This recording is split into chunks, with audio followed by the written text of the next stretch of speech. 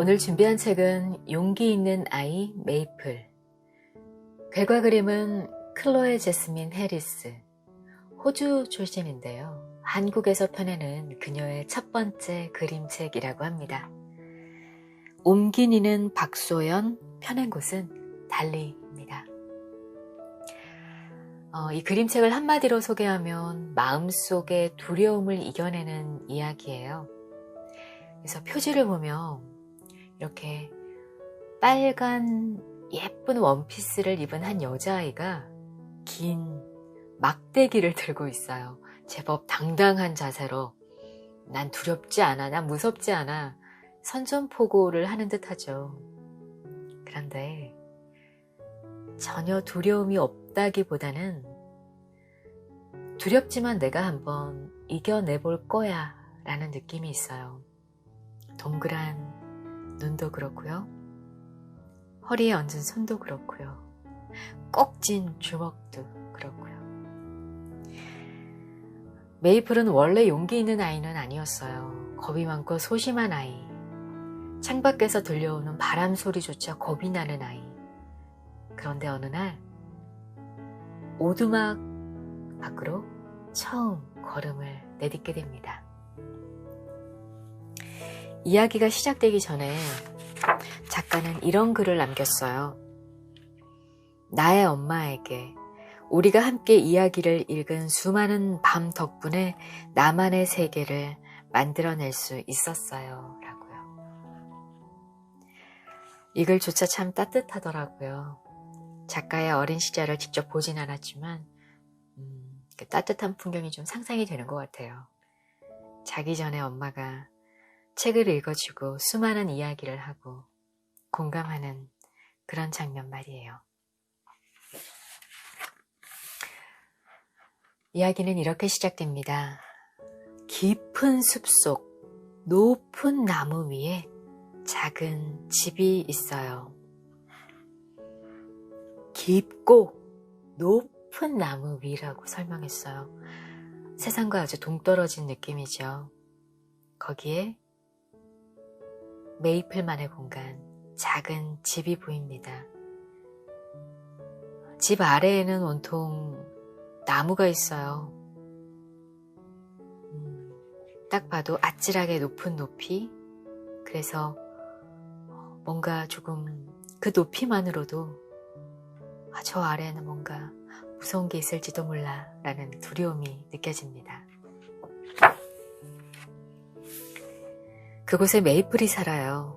메이플이 어디서 왔는지 어떻게 그 집에 살게 됐는지는 아무도 몰라요. 하지만 메이플은 늘 그 집에 있었지요. 이곳이 바로 메이플만의 작은 세상, 안락하고 안전한 공간입니다. 그런데 그 안락한 공간이 밤이 되면 느낌이 좀 바뀌어요. 겁 많은 메이플은 무서운 게 많아요. 그 중에서도 가장 무서운 건 작은 오두막 아래 숲속에 사는 사나운 괴물들이랍니다.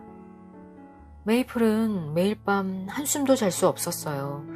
윙윙 바람이 부는 소리가 꼭 무서운 괴물 소리처럼 들렸거든요.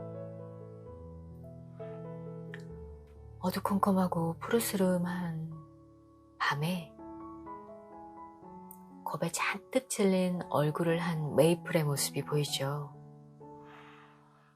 메이플의 상상 속에는 이렇게 커다란 덩치가 큰 곰도 있고요. 뿔이 난 사슴도 있고요. 휙휙 달려가는 여우도 있어요. 직접 본 적은 없지만 그냥 들려오는 소리가 무서운 거예요. 그런 동물의 소리를 듣고 메이플은 이 동물들을 괴물이라고 상상하고 있어요. 또 아침이 되면 햇살이 창문으로 들어오죠.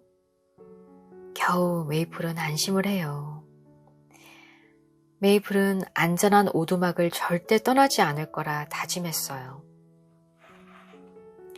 밤새 내린 비는 메이플에게 신선한 물을, 친절한 나무는 탐스러운 열매를 선물했어요. 그러니까 멀리 모험을 떠날 이유가 없었지요. 그날이 오기 전까지는요. 메이플만의 작은 세상은 안전하고 안락했어요.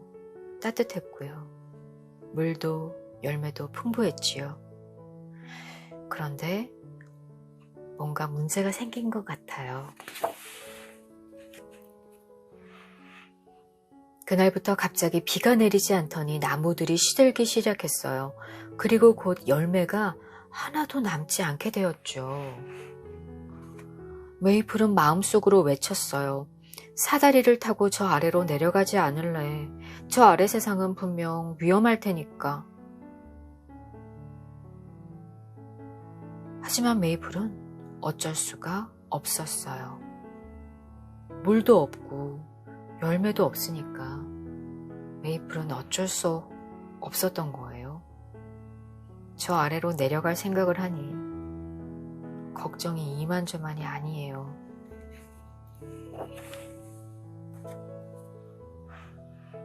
드디어 메이플이 처음으로 오두막 밖을 나오는 순간입니다. 메이플은 아주 떨렸지만 천천히 아래로 내려갔어요. 한 발 한 발 내려갈수록 축축하고 서늘한 공기가 느껴졌지요. 깊은 숲속이니까요. 마침내 끝까지 내려가자 미로처럼 빼곡한 나무들이 보였답니다. 메이플은 모든 게 낯설고 무서웠어요. 겁에 잔뜩 질린 메이플이 깊은 숲속 한가운데에 서 있죠.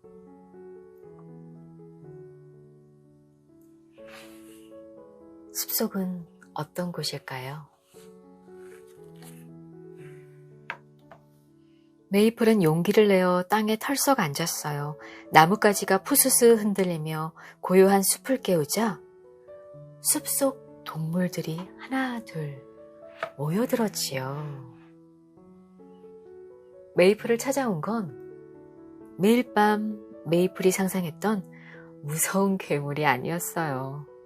모두 친절하고 상냥한 동물 친구들이었지요.